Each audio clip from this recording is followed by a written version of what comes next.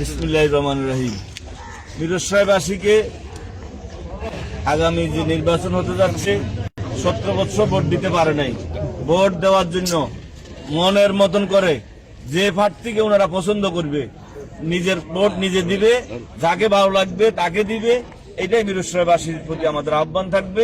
এবং সম্প্রীতি বজায় রাখার জন্য প্রত্যেকটা ভোটার, প্রত্যেকটা দল, প্রত্যেকটা প্রার্থী, আমরা মনে করি মিরসরাই আমাদের সকলের। আমরা এই মিরসরাই সুন্দর একটি মিরসরাই ভয়ভীতির ঊর্ধ্বে সকলে যেন আমরা ভোট দিতে পারি, ভোট করতে পারি, এই পরিবেশ রাখার জন্য সকলের প্রতি অনুরোধ রেখে আমার বক্তব্য। অ্যাডভোকেট সাহেবুর রহমান, আপনি একটু বলেন। ধন্যবাদ। প্রিয় মিরসরাইবাসী, আসসালামু আলাইকুম ওয়া রাহমাতুল্লাহি ওয়া বারাকাতুহু। আমরা আজকে মিরসরাইয়ের যে 7 জনের প্রার্থীতা বৈধ হয়েছে, আমরা সবাই মিলে একত্রে দাঁড়িয়ে আছি।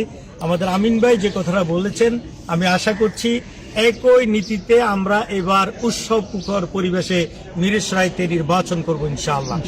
যে নির্বাচনে ভয়ভীতি থাকবে না, নির্বিঘ্নে ভোটাররা তাদের কেন্দ্রে আসবে, তাদের মন মতো এই 7 জন থেকে যাকে খুশি তাকে ভোট দিবে। যিনি নির্বাচিত হবে তাকে আমরা সবাই মেনে নেব ইনশাআল্লাহ। এই কথার বাস্তবায়ন আমরা মাঠেও চাই। অ্যাডভোকেট ফেরদৌস, আপনি একটু বলবেন। জি, শুকরিয়া, আলহামদুলিল্লাহ।